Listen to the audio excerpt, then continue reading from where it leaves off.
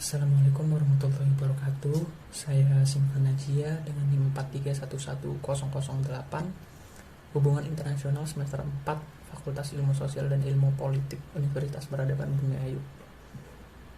Di sini saya akan mempresentasikan tentang perdagangan internasional di masa pandemi, tantangan dan peluang. Sebelumnya kita menelisik lebih jauh dulu ya, apa itu perdagangan internasional. Nah, di slide juga udah ada nih kayak tulisannya. Perdagangan internasional ini secara umum dapat diartikan sebagai sebuah kegiatan jual beli yang dilakukan antara dua pihak atau lebih. Jelas sistem ini melibatkan negara, pihak individu, dan perusahaan yang melakukan perdagangan atau transaksi dengan pihak negara lain. Perdagangan internasional pun turut mendorong industrialisasi, kemajuan, transportasi, globalisasi, dan kehadiran perusahaan internasional. Tetapi perdagangan internasional ini sangat rumit dan kompleks ya. Kerumitan tersebut antara lain kayak disebabkan karena adanya batas-batas politik dan kenegaraan yang dapat menghambat perdagangannya. Misalnya bea, tarif, masuk barang atau produk, terus kayak pembatasan kuota gitu.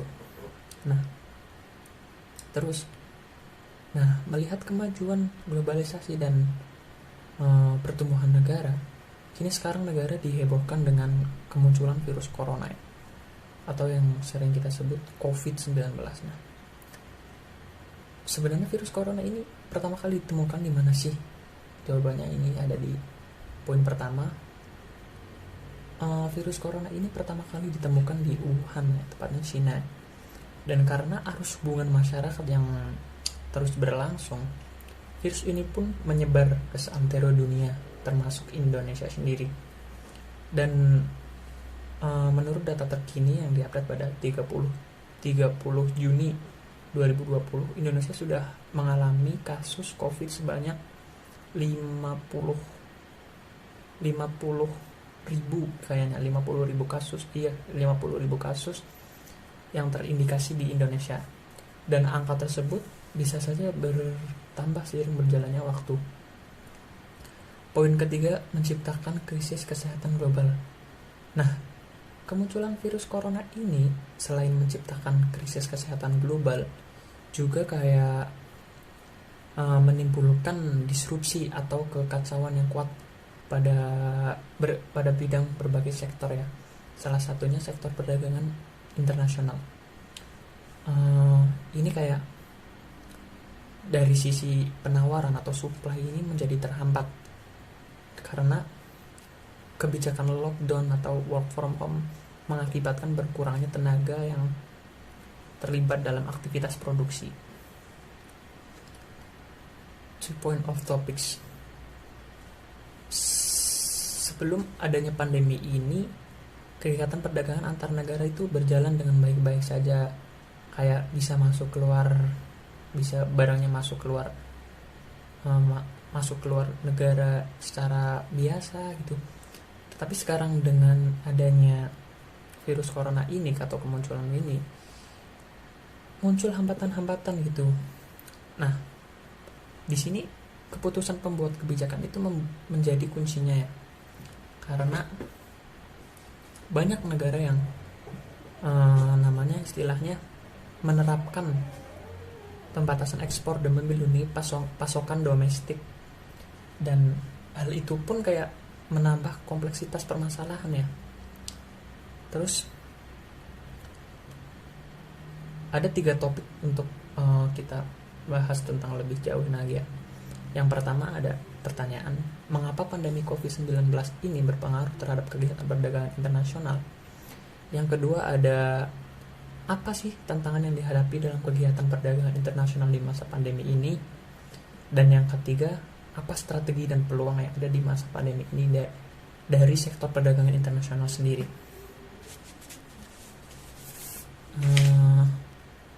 Terus selanjutnya, nah ini poin ke-1 ya, untuk menjawab pertanyaan nomor 1 juga.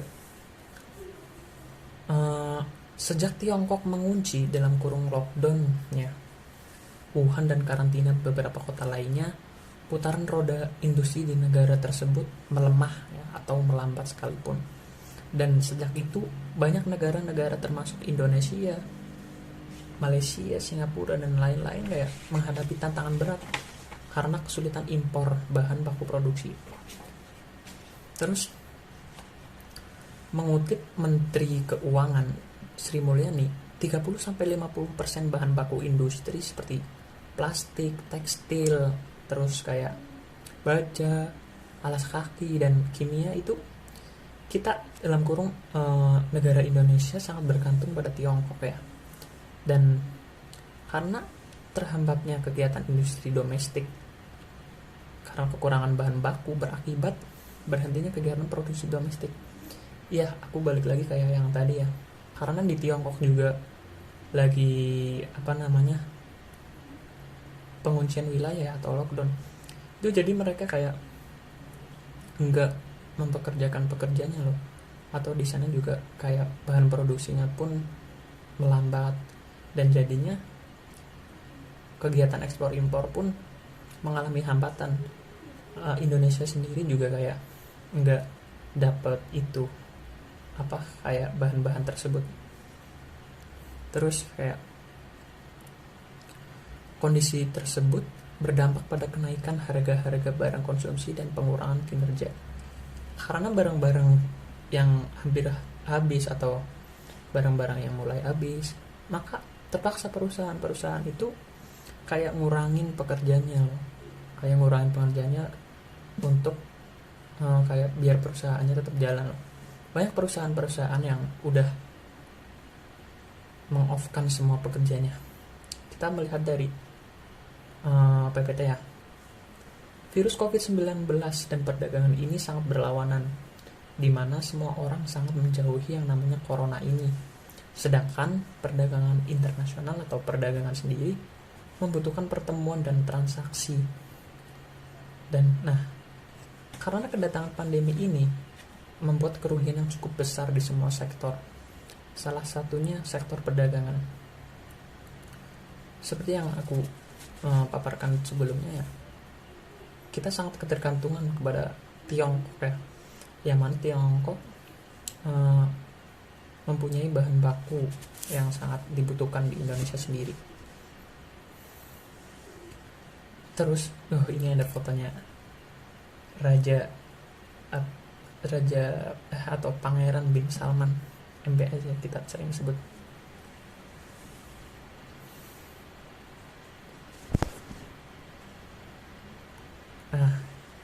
Kita bisa lihat di tengah kekhawatiran penurunan volume perdagangan internasional akibat pandemi COVID-19, putra mahkota Arab Saudi membawa kabar yang tak kalah mendebarkan.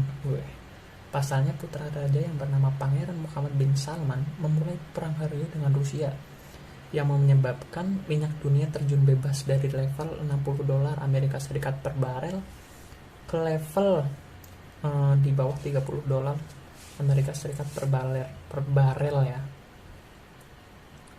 Per barel. Dan ini kayak penurunan drastis loh.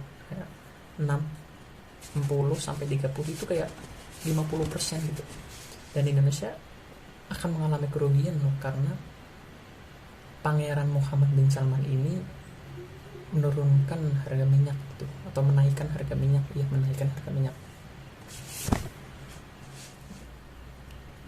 Terus selanjutnya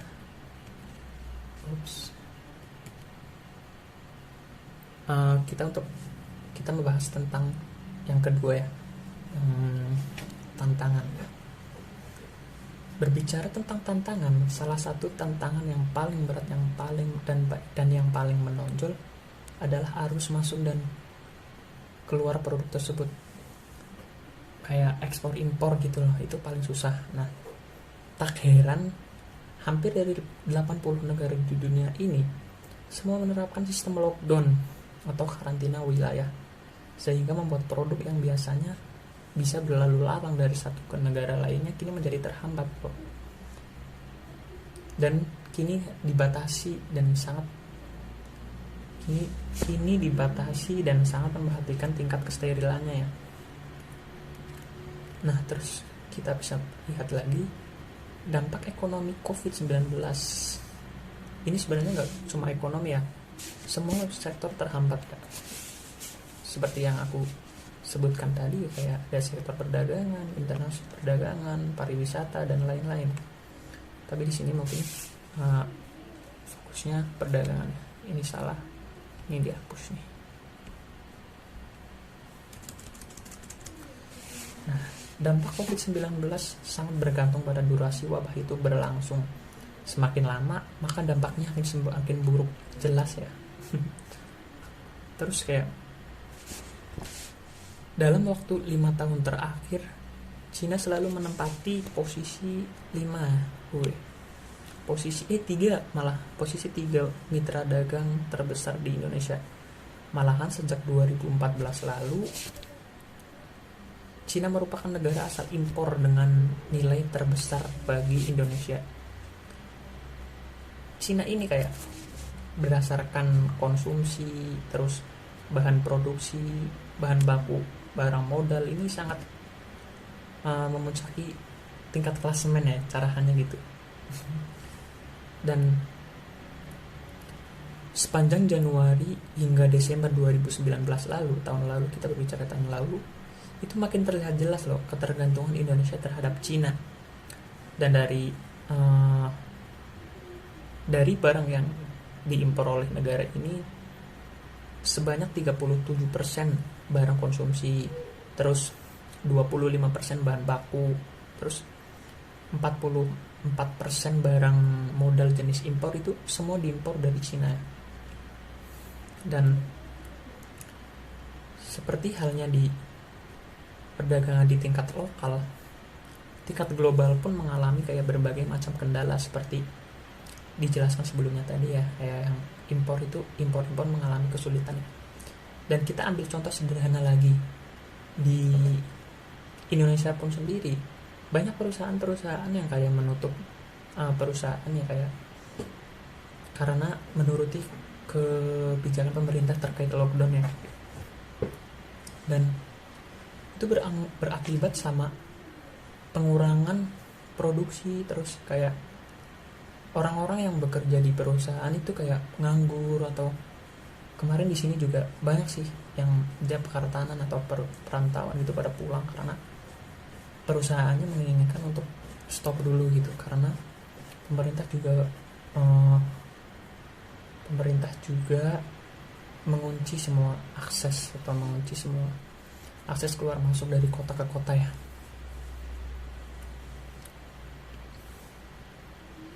Kita sekarang akan masuk ke nomor 3 terkait perdagangan global saat ini, Wamenlu RI.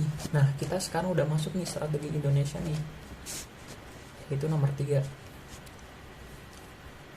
Kita bisa baca ulang di PowerPoint-nya. Terkait perdagangan global saat ini, Wamenlu atau Wakil Menteri Luar Negeri Indonesia menjelaskan mengenai arti penting perubahan arus global value change dalam kurung GVCS bagi Indonesia sebagai akibat pandemi, guna membangun GVCS yang berkelanjutan dan melepaskan ketergantungan pada negara lain. Salah satu upaya yang dilakukan yaitu dengan memanfaatkan keunggulan pasar dan demografi untuk mendorong investasi dan perdagangan di sektor strategis.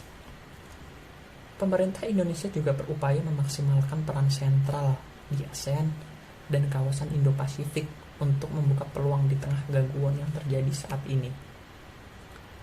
Nah, karena situasi seperti ini semua yang dialihkan semuanya menggunakan internet, itu bisa mendorong masyarakat untuk menciptakan inovasi atau menciptakan peluang gitu loh. Kayak yang teman saya lakukan atau orang lain lakukan itu kayak membuka bisnis online, membuka kelas online, terus kayak bukan GrabFood emang ada di Dax dulu ya, itu kayak membuka tentang makanan dari rumah gitu, makanan siap saji yang siap diantar kemanapun gitu. Dan banyak lagi kan inovasi-inovasi yang datang, kayak masyarakat itu masyarakat itu membuat bahan-bahan atau yang sedang dibutuhkan sekarang seperti masker, terus hand sanitizer, cairan disinfektan, atau pembuatan APD ya, dalam kurung alat pelindung diri ya, atau sarung tangan sekalipun gitu, dan alat kesehatan lainnya. Sehingga pada masa sekarang itu yang dibutuhkan bukan hanya keuntungan atau laba ya, tapi yang dibutuhkan oleh masyarakat sendiri loh. Jadi para orang-orang kreatif seperti sekarang gitu, itu bukan hanya mencari keuntungan, tetapi emang benar-benar dibutuhkan oleh masyarakat ya. Nah, kita lihat di PowerPoint lagi. Sementara untuk strategi Indonesia, tadi strategi per individu ya, yang kayak tadi aku bilang, pembuatan masker, sanitizer, terus alat APD dan lain-lainnya. Ini sekarang itu strategi Indonesia. Sementara untuk strategi Indonesia sendiri, Kementerian Perdagangan, Kemendak, terus berupaya untuk meningkatkan ekspor produk andalan. Salah satunya adalah produk makanan dan minuman. Tetapi tantangan terberatnya, kita balik lagi ke tantangannya. Tetapi tantangan terberatnya adalah ekspor, lagi-lagi ekspor gitu. Nah, maka dari itu Kemendak melalui Direktorat Jenderal Pengembangan Ekspor Nasional itu menggandeng pelaku usaha makanan dan minuman untuk menyusun strategi dan memaksimalkan ekspor komoditas ini. Banyak negara yang juga melakukan tindakan preventif atau karantina wilayah sehingga Indonesia mengalami kendala ekspor tersebut. Produk makanan dan minuman seperti merek Kopiko, Torabika, Energen, Beng Beng, Malkis ini sangat dibutuhkan di dunia. Di antaranya untuk meningkatkan untuk meningkatkan imunitas dan stamina kesehatan. Adapun langkah yang dilakukan oleh Kemendak diantaranya memfasilitasi pengembangan ekspor produk dan pasar terhadap para pelaku bisnis tersebut. Jadi ini tuh kayak menggandeng perusahaan. Kemarin ada perusahaan siapa gitu ya. Nah, pemerintah atau Kemendak ini menggandeng untuk bekerja sama loh. Kayak pihak Kemendak bersedia menambah fasilitas gitu untuk ditekan gitu, harus makanannya, sehingga produk yang keluar bisa maksimal gitu. Karena mengingat produk makanan dan minuman ini yang sering kita sebut maming ini sangat dibutuhkan oleh negara-negara lainnya ya. Tetapi balik lagi, kendalanya adalah ekspor gitu. Kiranya cukup sampai segitu sih dari saya. Kalau ada salah dan kekeliruan kata mohon dimaafkan. Wabillahi taufiq wal hidayah. Wassalamualaikum warahmatullahi wabarakatuh.